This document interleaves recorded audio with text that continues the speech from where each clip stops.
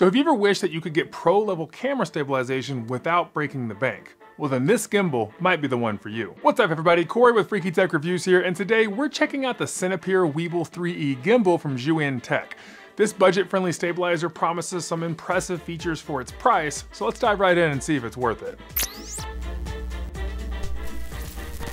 With its size and lightweight build, the Weebill 3E is designed for on-the-go creators, especially if you're traveling and need something portable. Its flexibility makes it great for quick, spontaneous shoots where you need reliable stabilization. In the nice foam case that it comes with, you've got the Weebill 3E gimbal itself, a quick-release camera mounting plate, a mini tripod that screws into the base, and a USB-C charging cable. There's also a clear manual with QR codes for detailed instructions, but I will say that it's a bit light on written guidance, so you might want to keep your phone handy for scanning, that way you can watch their tutorial videos.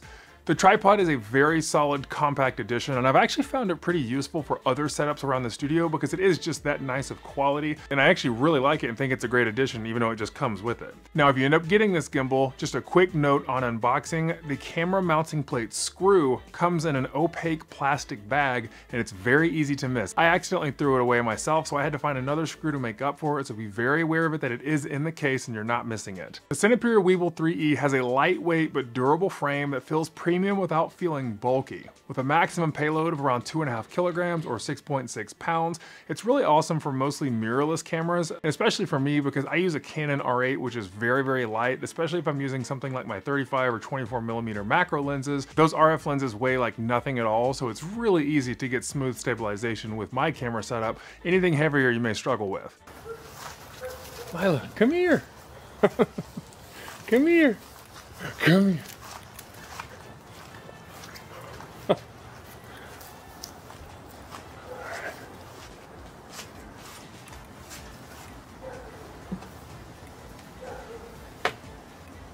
Shot came out any good or not, but we'll see. We'll see.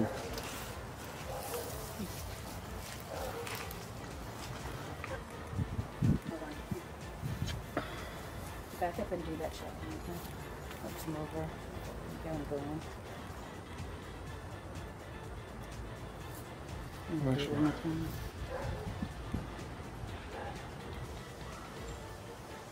Now on the bottom of the handle, you'll also notice it has 3/4 inch threads, which may seem a little bit strange at first, but the middle one is just for the mini tripod that you can screw it into, and the other two are actually for an additional accessory that you can purchase with this gimbal called the sling, and that gives you an additional grip for even smoother footage. And then the Weebill 3E does also come with a quick release mounting plate, which lets you lock in your camera and set up very quickly and securely. But what I ended up doing was using a newer quick release mounting plate so that I could just pop my camera on and off super quickly without having to screw the threading in. Now one thing to keep in mind when you're setting this gimbal up, or any gimbal, is to always have your camera configured exactly how you want it before balancing.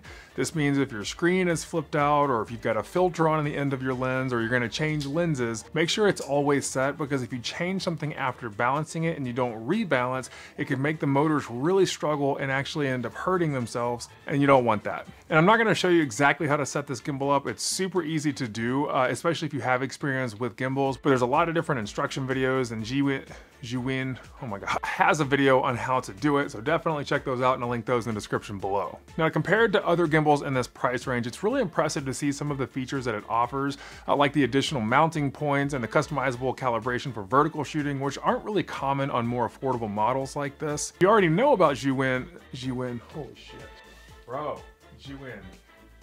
Zhiyun, good lord. Zhiyun is how it says, Zhiyun. Now, if you know about Zhiyun already as a company, then you might already be familiar with the Weebill 3E's bigger brother, the Weebill 3S. Now, it comes in at $320 compared to the 3E's $200, but this is where it gets really interesting because it really emphasizes the value of the 3E versus the more expensive model. The Weebill 3E offers the same portability as the 3S because it's not that much different in size, but overall it is much lighter, which makes it great for extended handheld use. And while the Weebill 3S includes advanced features and a higher payload capacity, the 3E still delivers a solid and dependable experience for most of what you would need from a gimbal. What all this means is that the Weebill 3E is perfect for creators who want robust stabilization without needing all of the the premium upgrades found in the Weebill 3S. That's what makes it a really great budget gimbal. But with all the good that the 3E has in it, it's not without flaws. So let's dive into the pros and cons. Starting off with the pros, for a budget gimbal, the quality of the actual materials is actually really top notch.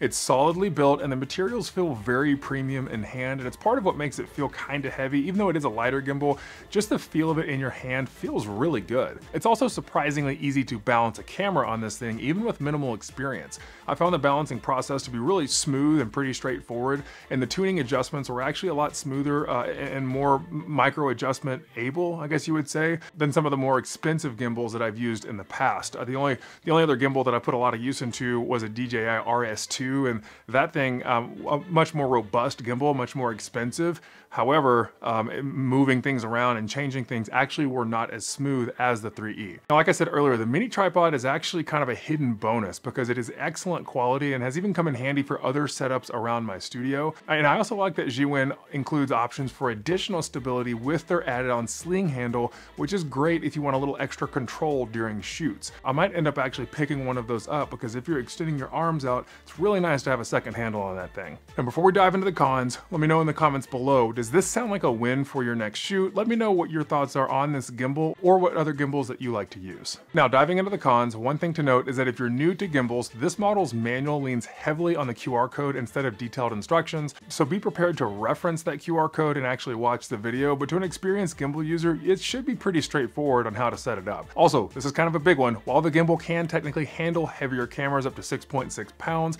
it doesn't always balance well if the actual physical size of the camera goes beyond the ability of the tuning knobs to actually adjust. Now, what I mean by this is that I've read that even with a 6.6 pound payload, certain tuning adjustments can fall short, meaning that you won't be able to position the camera far enough in a certain direction to actually make it balance. I think specifically the Canon C70 is one that people were having issues, but honestly, if you're putting a camera like that onto a gimbal like this, you really need to upgrade your gimbal game, so it's really not meant for that, but just something that I found out about. Now, it's definitely not a deal breaker, but if you're on the heavier end with your camera and it has a bigger body, then you might consider a more robust gimbal option.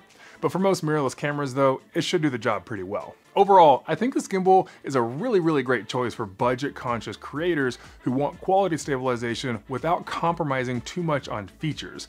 The Cinepeer Weebill 3E is a surprisingly good value gimbal, and the quality feels premium, especially for this price, and it is a solid alternative if you're considering spending a lot more on pricier options.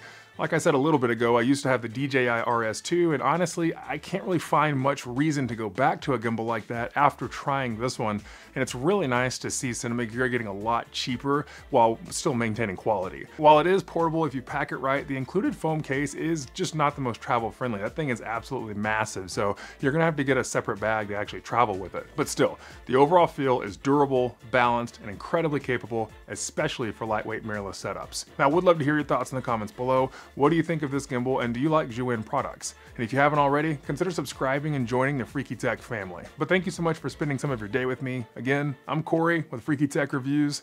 I'll see you next time. So real quick before you go, YouTube thinks that you might like this video or this video, so if you want to keep exploring the channel, then be sure to check those out. Have a good one.